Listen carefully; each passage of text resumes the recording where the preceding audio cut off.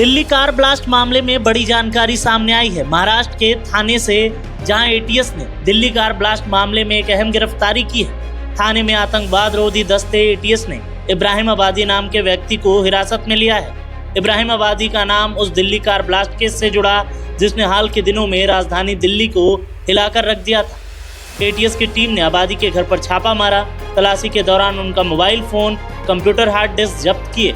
इन digital डिवाइसों की जांच अब फॉरेंसिक टीम करेगी और पता लगाएगी कि क्या इनमें किसी संदिग्ध संपर्क या किसी आतंकवादी नेटवर्क का सबूत मौजूद है।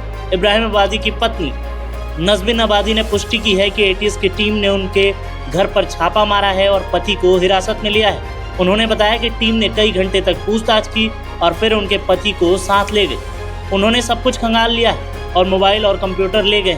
हमें नहीं पता है कि क्या हो रहा है, हम सहयोग कर रहे हैं। ये शब्द है उनकी पत्नी नजबिन आबादी के। सूत्रों के अनुसार एटीएस और दिल्ली पुलिस की संयुक्त टीम इस बात की जांच कर रही है कि क्या आतंकवादी का संगठन या मॉड्यूल इस परिवार से संबंध में था। जांच एजेंसियां यह भी पता लगाने की कोशिश कर रही हैं कि क्या दिल्ली में हुए कार ब्लास्ट में इस्तेमाल की गई विस्फोटक सामग्री, साजो सामान का कोई लिंक महाराष्ट्र से जुड़ा है। राज्य एटीएस ने केंद्र एजेंसियों के साथ मिलकर कई जगहों पर छापेमारी की है। सुरक्षा एजेंसियां आबादी के संपर्क में हैं और जांच जारी है, खासकर उन लोगों की जिनमें वह सोशल मीडिया और फोन के माध्यम से जुड़ा हुआ था। विशेषज्ञों का भी कहना है कि दिल्ली में हुआ ब्लास्ट देश की सुरक्षा के लिए बड़ा अलर्ट था, जो महाराष्ट्र में हुई इस कार्रवाई और जांच को नई दिशा दे सकता है। यह भी माना जा रहा है कि डिजिटल सबूतों से ही इस पूरे नेटवर्क की कड़ी खुल सकती है।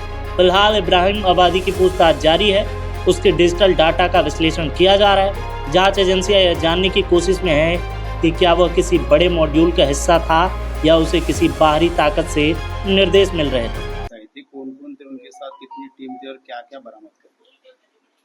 सर, मेरा नाम महजबीन तबस्सुम, मेरे हस्बैंड का नाम इब्राहिम खलील आबिदी है। वो महाराष्ट्र अपना साबुसिद्दीक कॉलेज में प्रोफेसर रहे हैं 35 साल।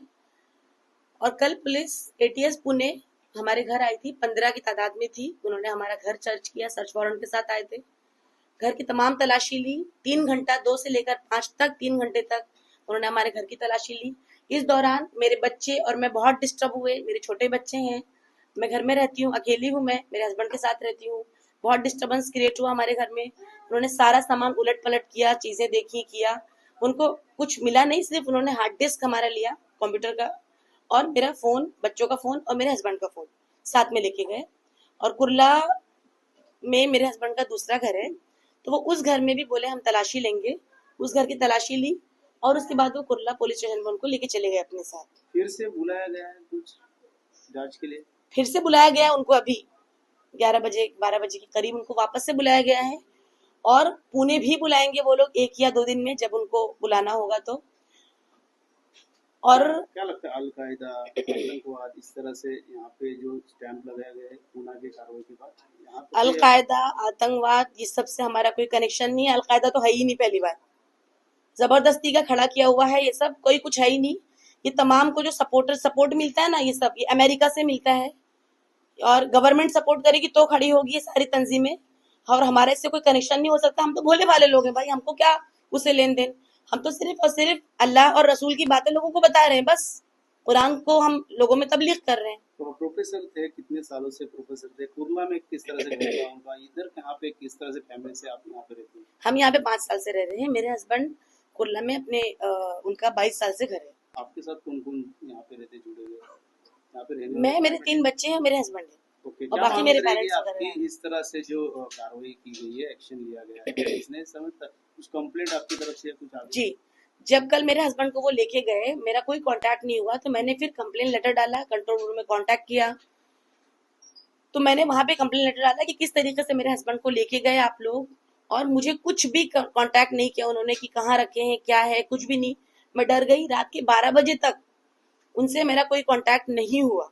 इवन उनका बेटा भी उनके साथ गया, उसको भी उन्होंने, उनका भी फोन ले लिया, कोई कांटेक्ट नहीं हुआ। फिर से बुलाया गया है जांच? फिर से अभी बुलाया गया है, बुलाया गया कुछ मैसेज? अभी कुर्ला में बुलाया गया है, कुर्ला में पुलिस स्टेशन पर बुलाया गया उनको। वो कुछ पंचनामा वगैरह बनाए उन्होंने, अभी वापस से बुलाएंगे 11-12 बजे। हार्ड डिस्क से उसमें क्या क्या इंफॉर्मेशन? हार्ड डिस्क हमारा बच्चों का है वो, एक्चुअली कंप्यूटर, उसमें कुछ भी नहीं, इंटरनेट भी नहीं। कितने घंटे तक यहाँ पे? 3 घंटे थे वो लोग सर, लेकिन अभी हम चुप नहीं बैठेंगे क्योंकि हमको एक तरीके से वो लोग टॉर्चर कर रहे हैं, हरेस कर रहे हैं, हम हमारे घर में डिस्टरबेंस कर रहे हैं, हमारी फैमिली पे इसका असर पड़ेगा, बच्चों पे पड़ेगा, इवन हमारे रिलेटिव्स पे पड़ेगा, हमारे सोसाइटी पे पड़ेगा इसका असर। तो हमने पहले पुलिस को कंप्लेन किया है, 3-4 स्टेशन पे किया है हमने, और हम हाई कोर्ट तक भी जाएंगे थैंक इस तरीके से हमको टॉर्चर करेंगे तो। You, thank you.